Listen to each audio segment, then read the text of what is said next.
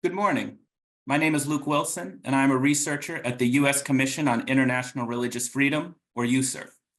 USCIRF is an independent, bipartisan U.S. federal government body created by the International Religious Freedom Act of 1998 to monitor religious freedom conditions abroad and make policy recommendations to the President, Secretary of State, and Congress. Thank you for joining us this morning for this discussion on religious freedom for Indigenous communities in Latin America.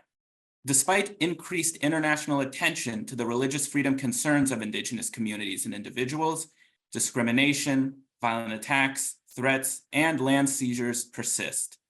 In Mexico, drug traffickers have murdered religious leaders working to protect Indigenous communities.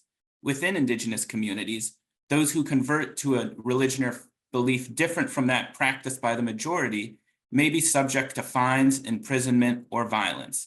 And throughout the region, extractive companies cause serious damage to sacred natural sites.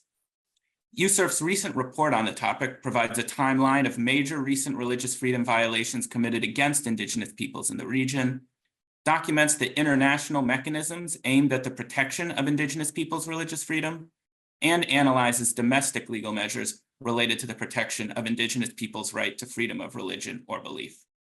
To help guide this morning's conversation, I'm joined by USCIRF Commissioners Mohamed Magid and Frank Wolf. I am also pleased to be joined by two of the authors of the report, Teresa Flores and Dennis Petri. I will now turn the floor over to Commissioner Magid to share his thoughts. Commissioner, you have the floor. Thank you, Luke. And I am also like to thank our guest speakers for joining us this morning to share the findings of the report. I would like to start by highlighting a few reasons why we need to increase our attention to the right of freedom of religion or belief for Indigenous people in Latin America. First, the right to religious freedom for Latin Americans, Indigenous people is often overlooked because of the holistic nature of their worldview. As well as we all know, international human rights laws protections for the right to freedom of religion or belief are universal.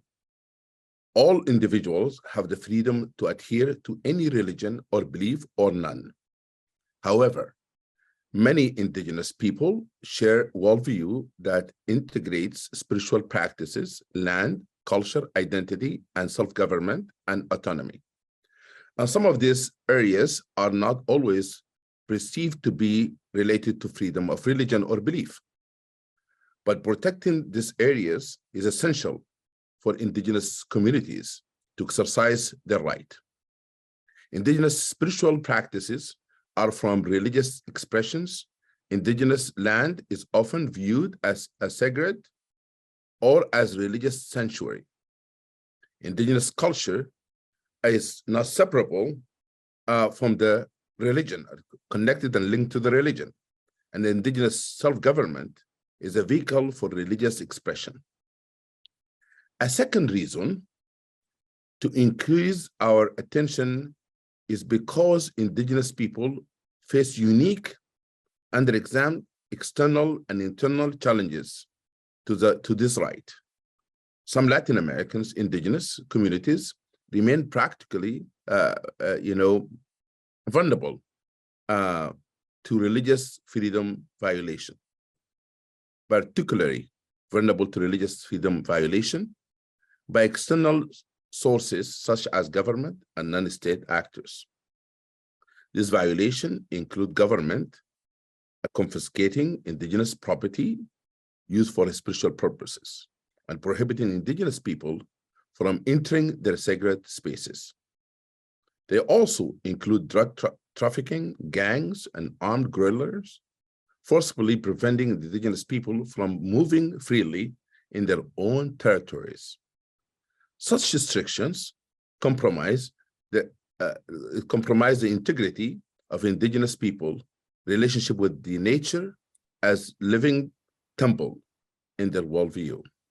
Meanwhile, Latin American Indigenous people also face internal threats to their religious freedom or threats coming from within their own community. For example, some individuals who convert from indigenous worldview to another religion, such as Christianity, are punished by their community leaders for attending places of worship close to their territories.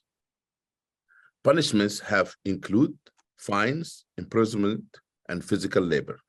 Lastly, we should also pay better attention to how well the legal instrument endorsed by United Nations and an Organization of American States are enforced to protect indigenous people religious freedom. I look forward to the discussions, and I will now pass the floor to the highly respected, well-known Commissioner Wolf.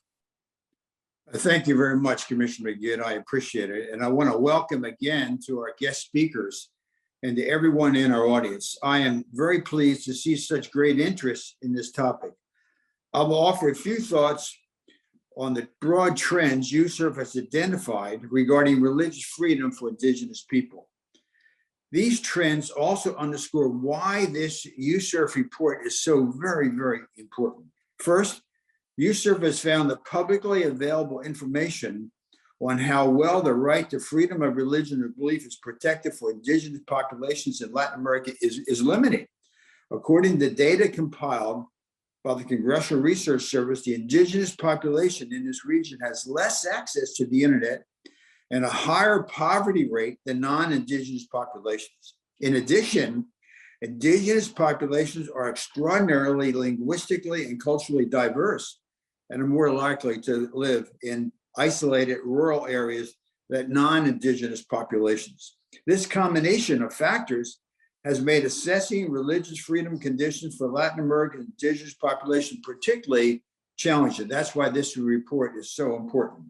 When USCIRF does identify publicly available information on religious freedom violations, that information often shows that an array of actors commit violations against indigenous peoples, including actors not typically associated with freedom of religion or belief issues. For example, extractive companies like oil companies and others engage in excessive mining and logging activities that destroy sacred indigenous natural sites or prevents access to them.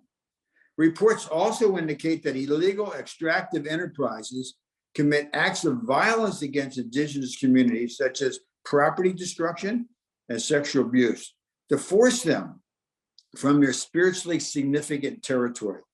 The report that Teresa and Dennis authored overcomes the challenges posed by limited information and highlights how, sadly, indigenous peoples in Latin America experience a wide range of religious freedom violations from a variety of actors.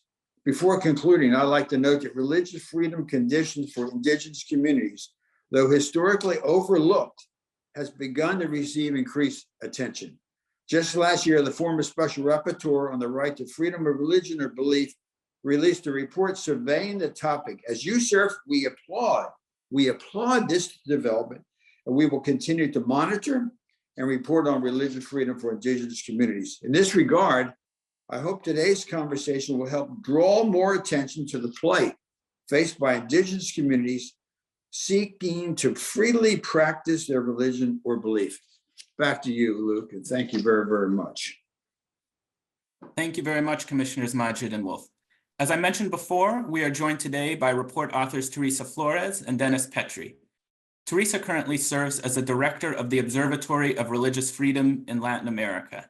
Dennis currently serves as the international director of the International Institute for Religious Freedom and is the founder of the Observatory of Religious Freedom in Latin America.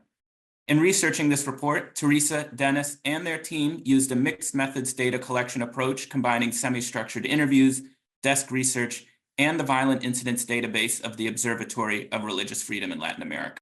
Teresa, the floor is yours. Thank you very much, Commissioner Wolf, Commissioner Magid, to all the USCIRF team, of course, for making this possible. And thank you also to the audience for your interest in this topic. It is truly a wonderful opportunity to be part of this conversation, and especially to discuss such a relevant and at the same time so overlooked topic, the religious freedom for indigenous communities in Latin America. So an important aspect that this research sought to cover was the international and Latin American regulatory framework behind the religious freedom of indigenous communities, and whether this right was being recognized and guaranteed or not.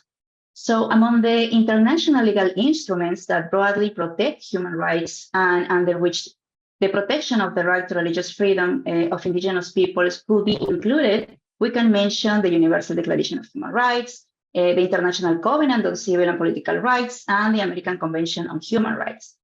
But if we want to mention more specific regulations, it is essential to consider, for instance, the Indigenous and Tribal Peoples Convention 169 of the International Labour Organization, which states that in the application of the provisions of the convention, the spiritual, social, and cultural values and practices of indigenous peoples must be recognized and protected.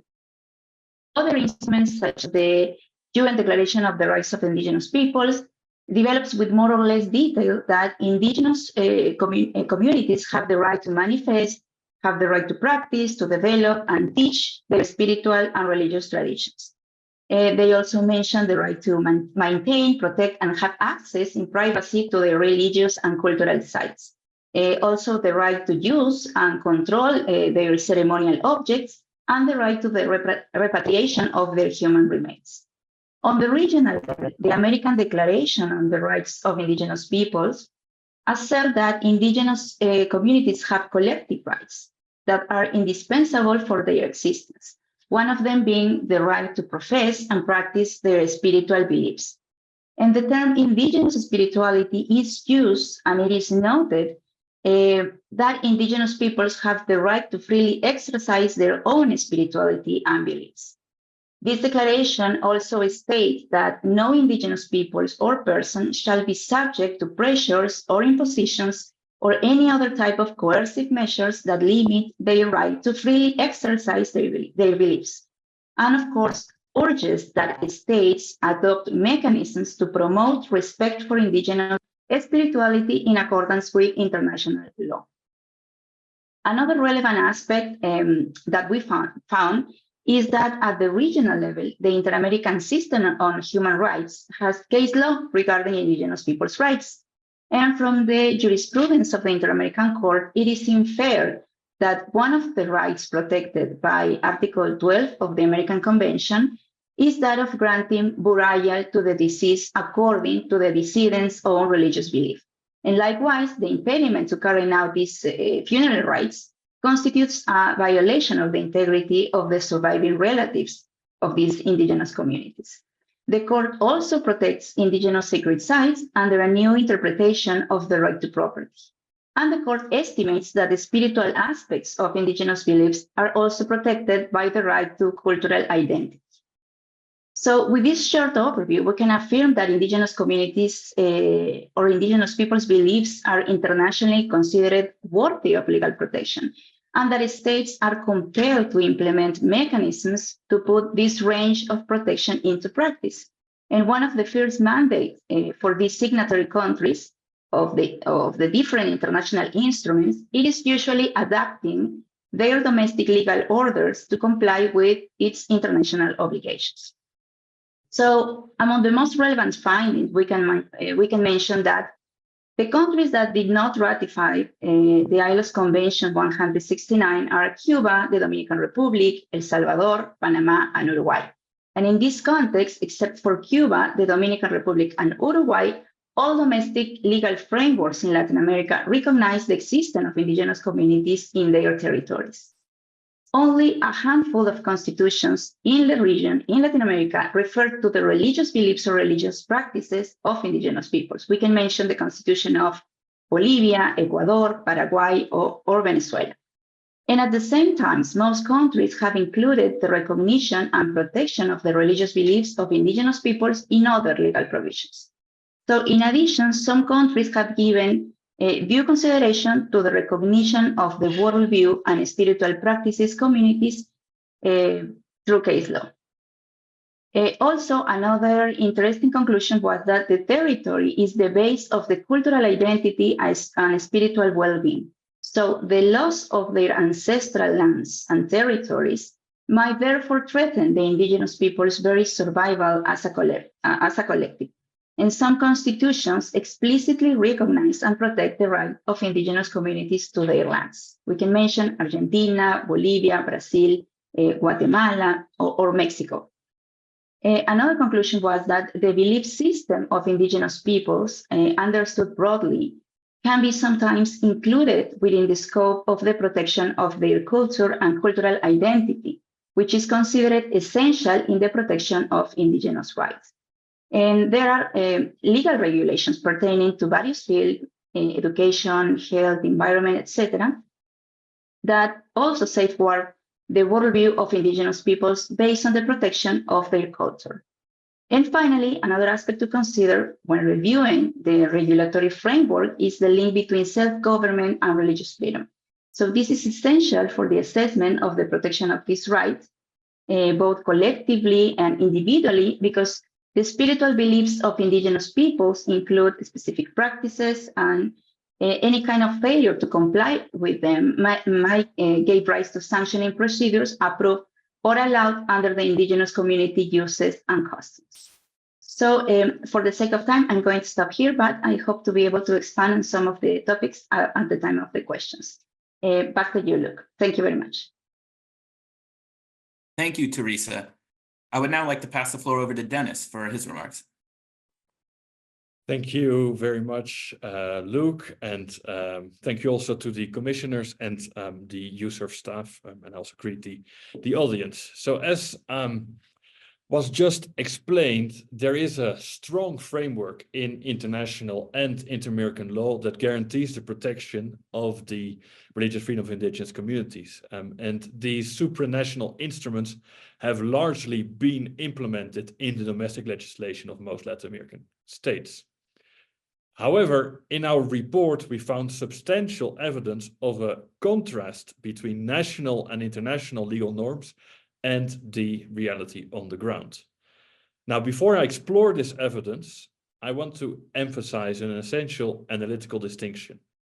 Threats to the religious freedom of indigenous communities can be external or internal. External threats impact the collective dimension, while internal threats affect individual aspects of religious freedom. Our examination has identified 5 primary concerns regarding violations of the collective dimension of religious freedom against indigenous communities. These include issues like the lack of recognition of ancestral land ownership, state absence coupled with organized crime, extraction of natural resources by legal and illegal entities, breakdown of the social fabric, and dispossession through appropriation. Quantifying incidents violating the collective dimension is challenging due to their overlap with other forms of abuse, such as economic, social, or political discrimination. In fact, most indigenous worldviews interpret threats to their territories as direct or indirect assaults on religious freedom. These threats, including land grabbing, environmental damage, the presence of foreign missionaries, or external interference, may not always be reported as religious freedom violations by indigenous groups themselves. Now, moving to the individual dimension, we've identified 5 areas of concern: conversion, contributions to patronal feasts, construction of temples, proselytism, and religious education, and renunciation of ancestral practices leading to expulsion from communal property. Over the past 5 years, so that's a period between 2018 and 2022, we've identified a total of 1,045 incidents in Colombia, 927 in Mexico, and 19 in Chile, violating the individual dimension of religious freedom. These violations may be more prevalent due to the extensive self-government rights in Colombia and Mexico, allowing such violations to go unpunished. In Chile, incidents are related to the identity movement of the Mapuche community that has increased its activity in recent years. And these incidents are often perpetrated by ethnic group leaders, with organized crime and revolutionary or paramilitary groups also playing a role. Government officials may also be complicit in discriminating against individuals converting away from the majority religion in indigenous communities. The categorization of missionary activity or proselytism poses an additional challenge. Although, if non-coercive, it is a legitimate expression of the right to religious freedom, members of indigenous communities often perceive it as a threat to the preservation of their culture and spirituality, and therefore construe it as a threat to their religious freedom. States and sometimes indigenous authorities themselves, when they have jurisdiction, have justified bans on proselytism in indigenous communities on this basis. Such bans are intended to protect the religious freedom of the minority indigenous community in the country, but can also violate the religious freedom of the minority within the minority. So those are groups within the indigenous communities that adhere to other non-traditional faiths. Balancing individual and collective dimensions of these rights poses difficulties. Recent studies suggest that restrictions on proselytization are associated with lower levels of civil and political rights in general and higher levels of religious hostility. With this in mind, more attention needs to be given to the empirical implications of proselytization in order to better understand the conditions under which constraining or protecting this right affects other human rights. As with other areas of the rule of law in Latin America, the main challenge is the capacity of states to enforce religious freedom provisions in indigenous communities. While the inter-American human rights system is robust in defending collective religious freedom violations, the individual dimension receives disproportionately less attention. These issues warrant national and international attention, and fortunately, they're starting to receive it. Three major players in the religious freedom field, which are the UN Special Rapporteur on freedom of religion or belief, the Federal Ministry for Economic Cooperation and Development of Germany, and of course USCIRF, have recently published reports on the situation of freedom of religion or belief in indigenous communities. We actively contributed to these reports, including this very report written for the United States Commission on International Religious Freedom, which we had the privilege to coordinate. The growing interest in freedom of religion or belief in indigenous communities is timely and essential.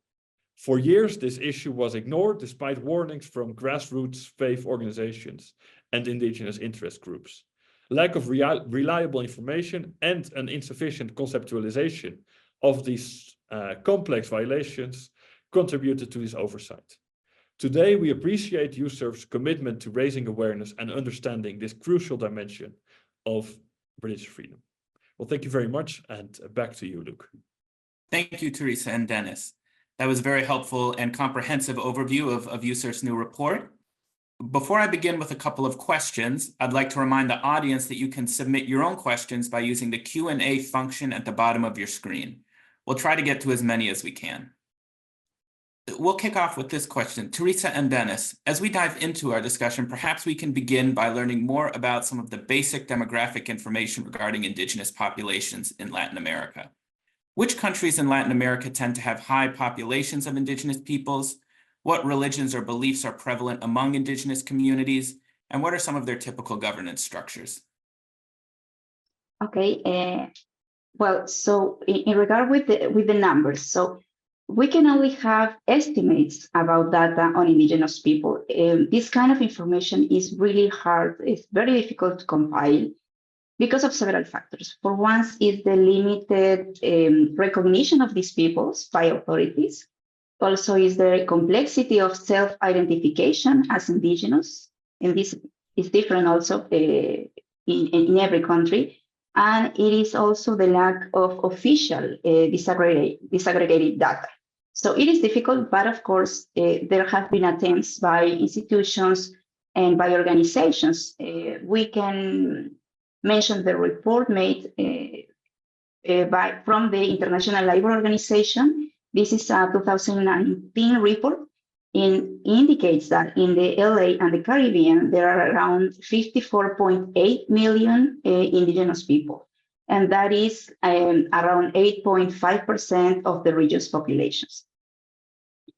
Some years before that, in 2015, the World Bank indicated that the largest indigenous populations are located in Mexico, Guatemala, Peru, and Bolivia, which together represent more than 80% of the regional total. So it is important to understand that we can only have estimates about the demographic information.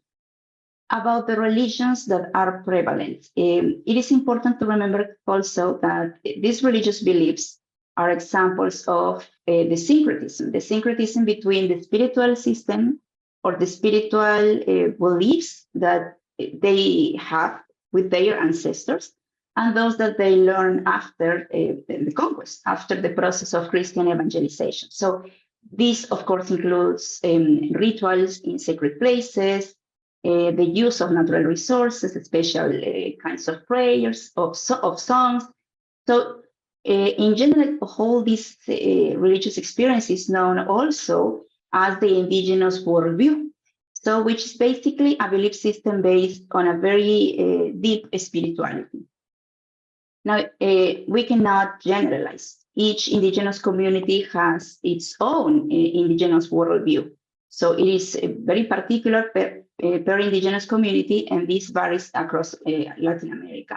There are some cross-cutting elements. We can mention the sacredness of their land, the belief that all resources, all natural resources are alive and have spiritual significance. So that is one thing to consider. And one of the researchers that we reviewed when doing this report also was Dr. Nuria Reward. And what she mentions is really interesting. And is that the indigenous peoples, indigenous communities, they do not have a dividing line between religion and the rest of their aspects of their lives. It's like everything is interrelated. And that is also something important to consider when we analyze religious freedom of indigenous communities. About the governance structure, it is important to consider also the self-government and self-determination elements, because these allow indigenous community to freely adopt, to freely choose the way they live, their internal governments, their authorities, their rules, etc. So, of course, this also varies according to each indigenous community. Thank you so much, Teresa. We have an additional question here. We heard in the opening remarks about international and regional human rights laws protections for indigenous peoples' religious freedom. How well have these protections been incorporated in domestic law in Latin American countries? And are there countries you would highlight as particularly effective or ineffective at incorporating these kinds of religious freedom protections into their legal frameworks? Okay, so about the incorporation, if we consider the incorporation only at the legal level or in the context of the legal aspect, Latin America has made a great job. Actually, most of the Latin American countries have incorporated, especially since the signing of the ILS Convention, they have modified regulations, they have adopted laws that recognize basic rights for indigenous peoples. We can name self-determination, prior consultation, political participation, and of course the protection of their sacred land. So this is something that Latin American countries have done. But the situation with religious freedom is particular because the worldview, the rituals or religion as such is included only as a constitutive element only in some constitutions. And I mentioned before the constitution of Bolivia, Ecuador, Paraguay, or Venezuela. But if we review other legal provisions, we can also find regulations that at the end impact somehow or influence somehow multiple dimensions of the religious freedom of indigenous community.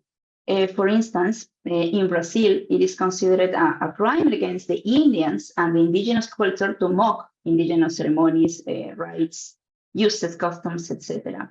In Venezuela, religious institutions that act or intend to act in indigenous peoples and community, they need to comply with, inform, and consult to the indigenous communities or the authorities. So we need to review the whole legal framework, not just the constitution, but other legal provisions, because at least at the legal level, there are provisions.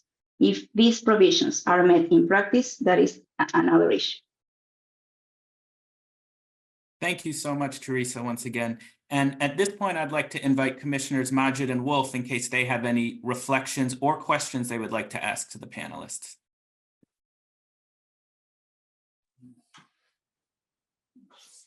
I'd like to just raise one issue.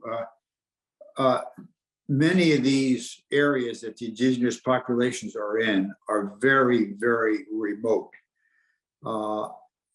Do most of them vote? And do they have representation in the various parliaments or governments?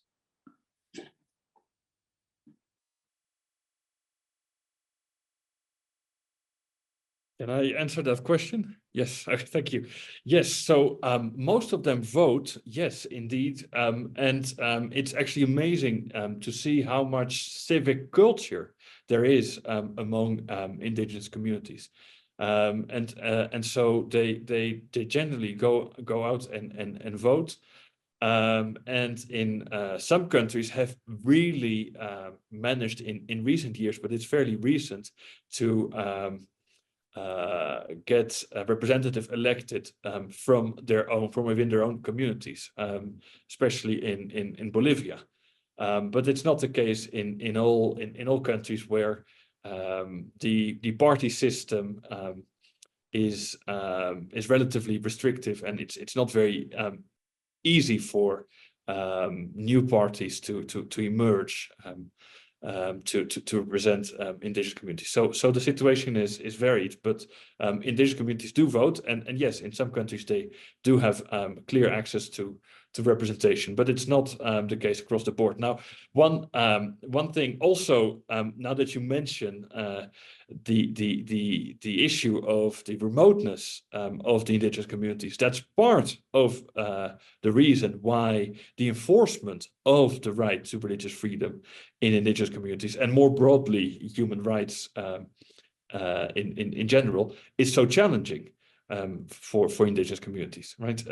It's very often a combination of a lack of political will, but because of the remoteness, also of a state capacity to enforce human rights, including religious rights in indigenous communities. So I just wanted to take the opportunity to also highlight that aspect. Okay, thank you very much. Thank you. Yeah, my question is about regulations. How those companies or the gangs and group that come and raid those land or confiscate the land, what legal remedy do they have? What are the things in place that those indigenous can seek to restore justice? I can try to answer that. Actually, as I mentioned, Latin American countries have done very well adapting their legal frameworks. Of course, not all of them, and not at the same level, but there are provisions that protect indigenous communities. The problem is that these provisions are not really put in practice. It is very, very difficult for indigenous communities to for them to that the authorities respects, for instance, the prior consultation in cases of the exploitation of natural resources. Many of them suffer because their territories are not being limited for them, or because there is an economical model that also exploits natural resources, and they do not address indigenous communities issues or the impact that this might have with indigenous communities. So the issue is not so much about the remedies that they might have, but that in practice, these remedies that might be fines, it might be maybe to close the company or activities, etc. It's not put into practice because there are economic interests behind. And unfortunately, that is more important in some cases than the well-being of the indigenous peoples. May I just add a couple of thoughts about this question? I think it's very important. As Teresa mentioned, the legal frameworks require prior consultation of indigenous communities if anything is going to happen on their land. The problem very often is, or one of the problems is, that there are issues with the legal titles of the indigenous lands, right? And so because those property rights are not respected, the requirement for prior consultation can easily be skipped, right? So that's also an issue. And then there's a conceptual issue, I would say, and that is that those raids on indigenous lands are often not interpreted, not understood as religious freedom violations, right? They may be interpreted as environmental damage or something of the like, but not as religious freedom violations, which they are if you take the holistic indigenous worldview as a starting point. And so the conceptual matter is also one that I think policymakers need to address. Thank you so much for those very helpful exchanges. We have an additional question here. What can civil society in Latin America do to help shine a light on Indigenous freedom of religion or belief challenges? And what additional work is necessary at the community, national, and international level that states cannot do or have no political will to do? So I'll throw that to Teresa and Dennis, perhaps. Yes, so those are really two questions in one, the answer by civil society and the answer by policymakers, right? And that's more the realm of policy recommendations.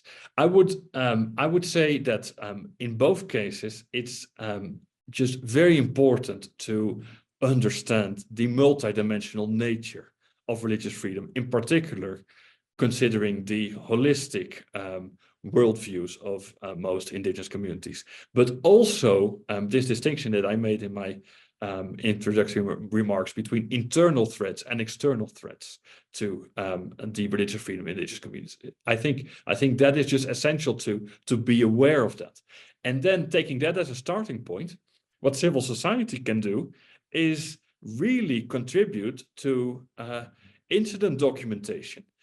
We at the institutions we work for have this data collection instrument called the Violent Incidents Database, where we record as many incidents as possible based on public resources. But I think much more can be done to really bring to light all the violations, and we really need all the support we can get from civil society to contribute to that documentation. Civil society very often is very good at raising awareness and performing humanitarian work, participating in training initiatives, etc. But I think incident documentation is something civil society should do more, especially when the state is absent. And once incidents are documented, of course, states need to take responsibility, but they cannot take responsibility if something has not been documented, right?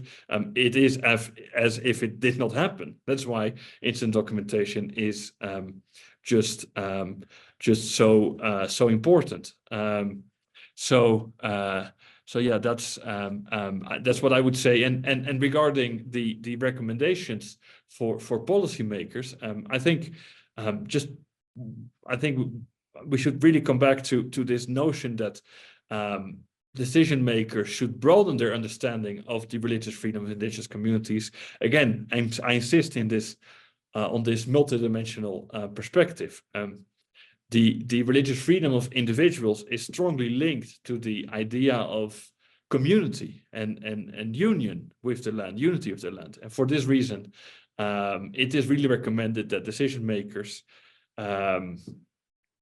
require companies, whether US companies or any national or companies investing in Latin America, to comply with human rights and environmental protection standards, and including the participation and due consultation with indigenous communities before and during the implementation of the projects, to be mindful of the religious sensibilities of what they would be doing. Thank you so much, Dennis. That was a really helpful exchange. We have one additional question here. How is the tension between community rights to culture and traditional religion balanced with the rights of individuals to convert to other religions, should they so choose? And it's a two-part question again. Where does the invitation to consider new faiths cross over into inappropriate and coercive proselytizing? Well, this comes back to this distinction between external and the external threats to religious freedom and the internal threats to religious freedom. And I really spent some time in my remarks on the issue of proselytism, which is on the one hand an expression of the right to religious freedom from the internal perspective, right? But at the same time is very often viewed or construed as a violation of religious freedom from the external perspective. The problem with missionary activity is that it happens on indigenous lands. And since it happens on indigenous lands, and those lands are considered as sacred, as the temple for traditional indigenous communities, it's basically violating the freedom of worship of those indigenous communities from a collective perspective. But at the same time, it's also an individual right.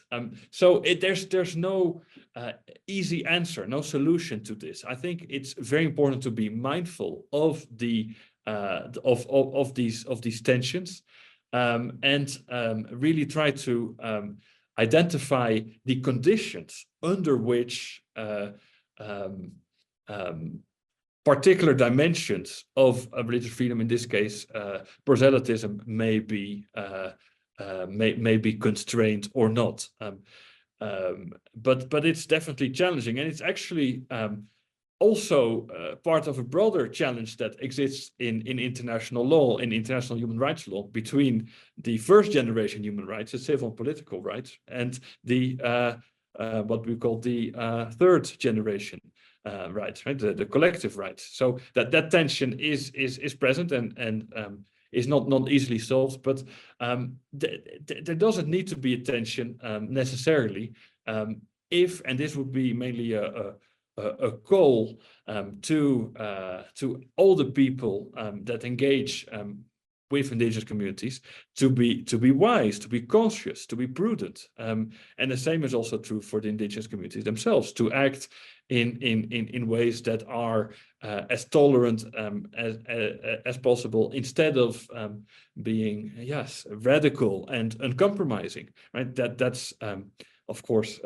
what I would say, but that's never easy. That tension is real. We need to understand it, but it's important that we're talking about this right now. I think it contributes to our understanding, and that's an important first step. Look, I just want to add something.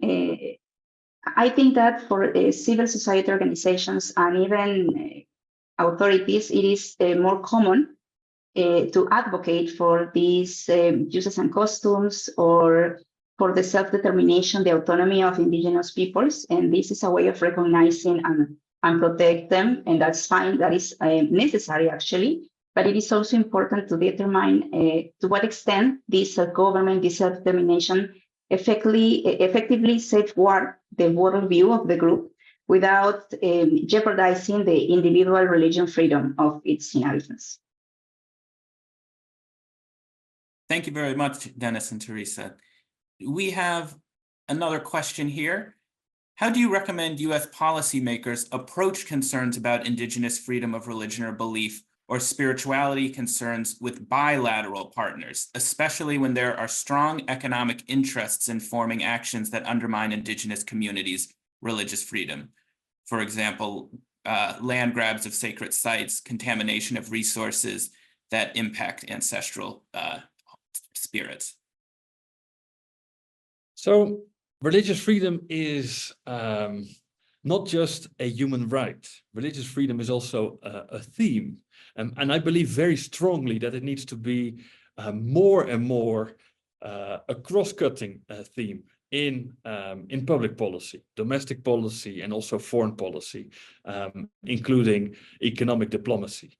That means that policymakers in bilateral conversations, bilateral negotiations, simply need to be mindful of the religious freedom implications of anything that's being discussed, and that, I think, is connected to the need to increase the knowledge, the awareness among policymakers about religious freedom in all its dimensions, and that means that it's also important to move away from having only a Western understanding of religious freedom and an individual understanding of religious freedom. It also has a collective component dimension that's of course very strong in indigenous communities. I know we traditionally use the word Western to refer to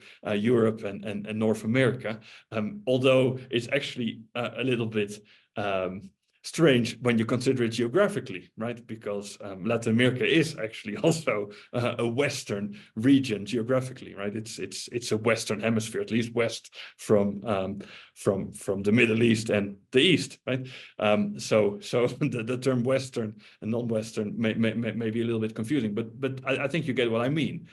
So it's a matter really of religious freedom literacy and of considering religious freedom as a cross-cutting axis in economic diplomacy in this case. Yeah. Thank you very much for that answer. Dennis, in your remarks, you mentioned that you and your colleagues have identified thousands of religious freedom violations against Indigenous individuals in Latin America. What kinds of violations do you find to be the most common?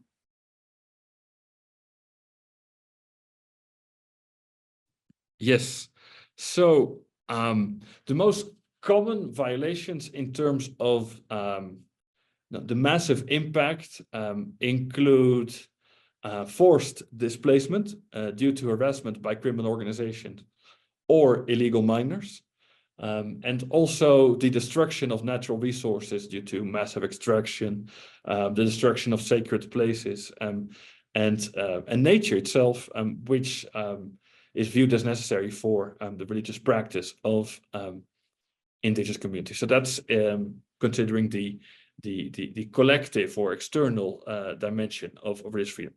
At the individual level, the most common violation is expulsion from the community due to conversion away from traditional religiosity, including harassment through deprivation of essential services, expulsion from the territory, and the use of violence, physical violence, as a corrective measure.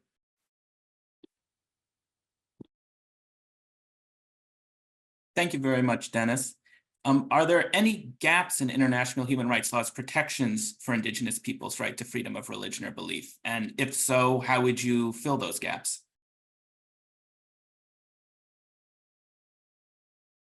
Yeah, about the gaps, I think that it is important, and we already mentioned this, I think, it is important to include the issue of religious freedom of individuals within Indigenous communities. This is a problem that is often overlooked, and authorities, even at the national level, they are unaware of this. And I think that there is a responsibility not just from the international community, but especially from the national authorities, because at the end, the agreements at the international level are a result of government's consensus. So if the authority, if the representative of a given country is not aware of what is happening in its own country with Indigenous community, it will be very difficult for them to, put this topic on the agenda. So I think that it's very important to fill this gap, first working at the local level, raising awareness about this problem, about this issue, and then asking authorities to do something about that. And then maybe the international community will do something about that, to take a stand, issue a resolution, maybe a treaty, a declaration, I don't know, something that can include these kind of issues in the public agenda, international agenda as well. Thank you. Thank you. Commissioner Wolf, did you have something you wanted to address? I did. Thank you very much. I just wanted to throw out an idea for the panelists and also for any of the people watching. It's very difficult to know what's going on unless you go see it and visit and feel it and touch it and taste it and talk to the people. I would encourage the panelists and some of the groups that are listening to put together a proposal to invite a group of members of Congress from both Republican and Democratic side, House and Senate, to come down and see. It's one thing to read a report. It's another thing to kind of hear about it in a newspaper, but I would encourage you, and I know I've been thinking as you've been saying these things, if we bring a group of people down who have the capacity to do something about it, and let them see it for their own eyes, experience it, eat with the people, break bread, go out, travel, see, then they will come back and become passionate to do something about it. So I would urge you, and also some of the panelists, but some of the groups that are watching, to put together a group and next year invite a group of members of Congress to come down and see. Thank you very much. Thank you, Commissioner Wolf. That's a very helpful contribution. Do we have an additional question here? What role do Indigenous land rights and self-governance rights play in Indigenous people's ability to freely exercise their right to religious freedom? Well, actually, there is a close relationship. As we have mentioned, territories have a deep significance for Indigenous peoples. So any threat against their sacred lands and the natural resource that are in those sacred lands is considered a direct threat to the life itself of the Indigenous communities, including their spiritual dimension. So, of course, in the way that these sacred lands are not properly protected, is more possible that their religious freedom is being restricted or limited. In the case of self-government, I think that in my remarks, I also mentioned that self-government and self-determination helps Indigenous communities to freely choose the way they live. And this includes their political dimension, economical, social, cultural, and of course, religious dimension. So of course, this includes that they have also specific sanctions if any of these rules are not complied by the Indigenous members. So if this self-government, if this self-determination allow authorities to sanction without due respect to human rights, without not just religious freedom, but all human rights. So then this is a situation that needs to be analyzed in depth. It is, as I said also, it is easier for us to defend these uses and customs, and that is necessary. But we need to balance we need to balance how important it is to preserve this community identity. But if by doing this, we limit the individual rights of their inhabitants, so something is off there, and we need to address that, and we need to analyze this further. Yes, just to complement, if I may, Luke, the recognition of self-government rights in Indigenous communities is really a correction of historical injustice since colonial times, right? That really disrespected, to put it mildly, the unity of the and the cultures of Indigenous communities, and therefore also their religious rights. And so implementing self-government rights for Indigenous communities is only fair. It's a correction, a historical correction that is absolutely necessary. And the report, I think, makes it very clear that Indigenous communities continue to be under a lot of pressure and suffer many threats. The problem is that at the same time, those self-government rights, as we've also identified, and what Teresa just mentioned, create a situation in which sometimes the individual human rights of the members of indigenous communities are disregarded, and because it's those communities are self-governed, there is in practice not much the national jurisdiction and international jurisdiction can do about it. So that's really the challenge here. Self-government rights are necessary, important protection, but they need to be balanced with a respect for individual human rights. So that's very important.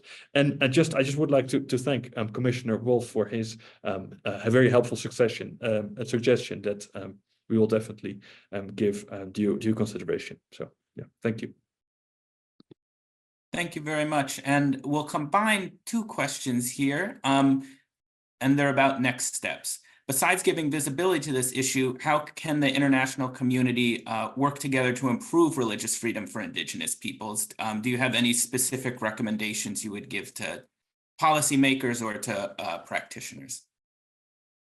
Well, I think I would like to espouse Commissioner Wolf's recommendation to really invite policymakers, members of Congress, to visit Indigenous communities. I think that would really make a lot of a huge difference for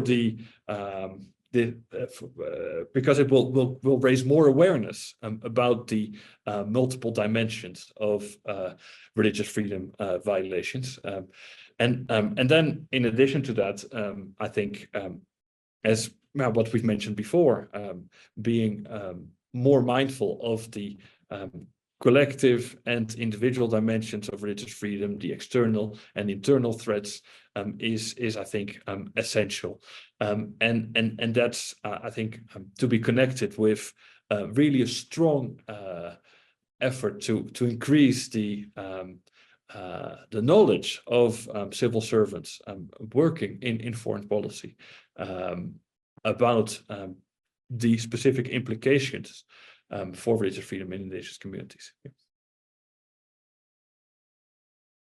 Thank you very much. And I see that we're quickly approaching the hour mark. So before I close it out, I would just like to throw it out to the panelists here to see if they have any final remarks that they would like to end the meeting on.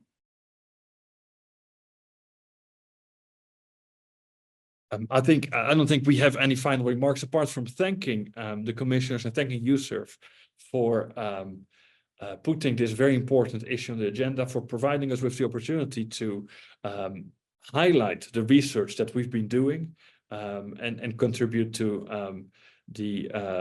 the importance of raising awareness about these issues. You see, Latin American countries have nearly perfect legal frameworks, and the religious freedom in indigenous communities issue actually reveals that there's of course room for improvement, as there always is, but the main problem is in the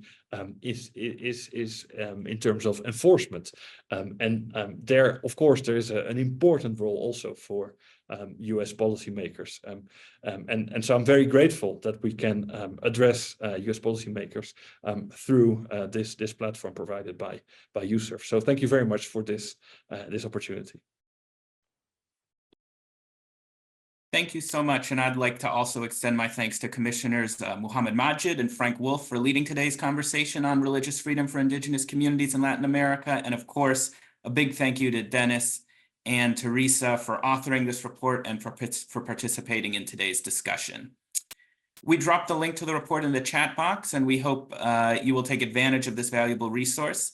If you would like to learn more about USCIRF's work on religious freedom, including our recommendations for US policy, I encourage you to visit our website at www.uscirf.gov.